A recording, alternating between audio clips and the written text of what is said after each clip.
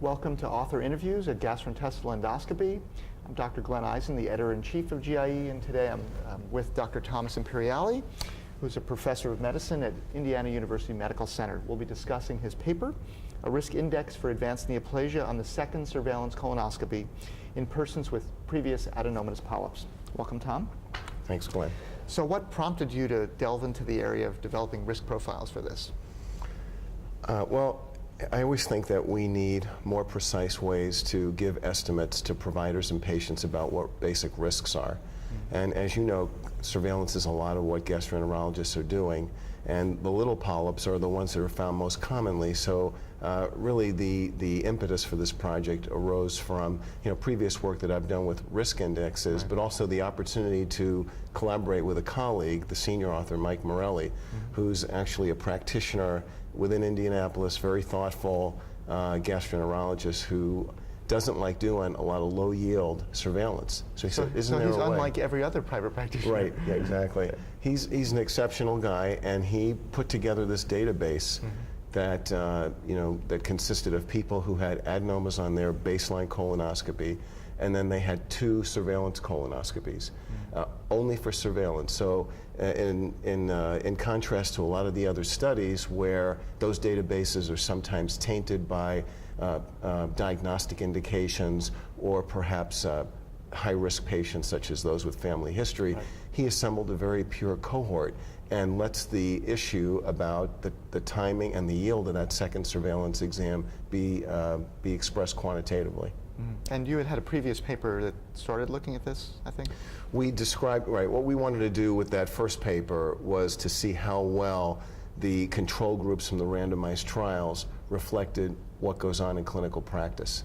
And so we published that previously, but we thought that that was more of a descriptive work, and really the goal was to say, are the results from randomized trials really generalizable to clinical practice? It's a question that all too often goes unanswered. Sure. So that was really the purpose of the first paper, and that's sort of what led to this concept that maybe we can apply numerical estimates to be a little bit more precise with how we present those estimates to the providers and patients.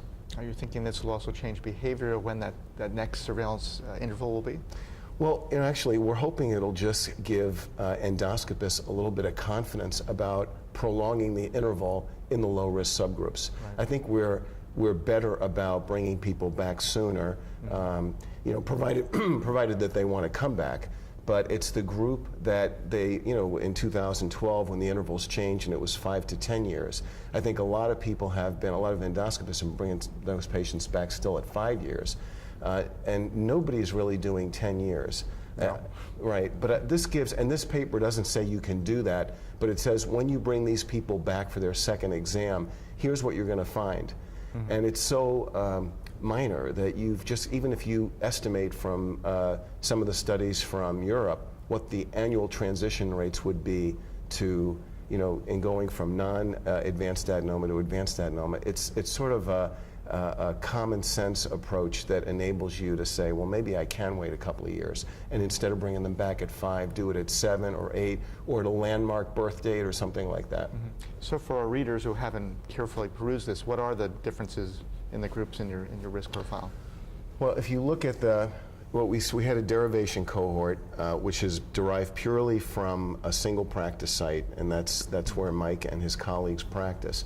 And we had 690 or so patients, and they were divided into 2 groups, advanced and non-advanced neoplasia at the first endoscopy.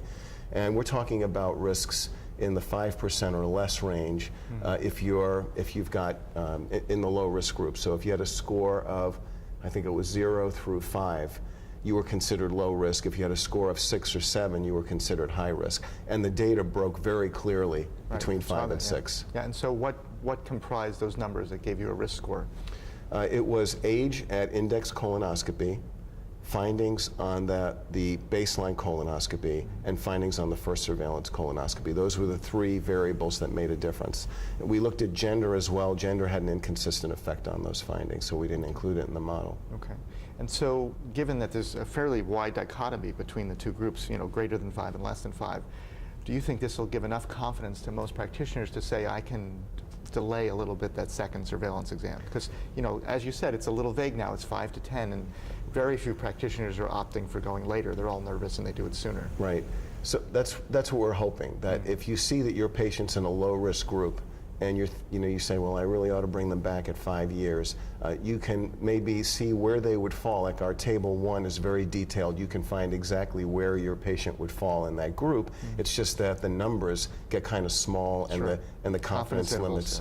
So yeah, but if they wanted to do it that way, they could. If they want to use the index and come up with a point score and relate that to a risk, they could do it, and perhaps there'll be some, hopefully, consistency. And if that's the case, then we're hoping that'll provide them additional confidence to just delay the interval a bit. Are you planning on any subsequent work to further solidify this? Because I think this might sway some practitioners, but many will look at this and go, well, it's not my patient population, and even though the risk is still small, it's not zero. Right. And that's always going to be a problem with this. We do not have any projects that we've talked about in the pipeline to do this. I would say, though, as we find more, I think we're going to have sort of stage migration, if you will. Picking up smaller and smaller adenomas is going to make these results more important, because if we find more at baseline, is that really going to help us? In a way, it could outdate these results, is what I'm concerned about. That's true. So redoing the study now, starting to collect a database now with new equipment, and maybe better quality preps, although this group does very well with their prep quality, could possibly change the results. My guess is that it's going to, we'll find more quantitatively small lesions, and we're going to find very much less and less in terms of risk of advanced neoplasia. Right, the lesions that actually matter. Right, Okay. exactly. Thank you very much, Tom. It's been a pleasure. My pleasure, thanks.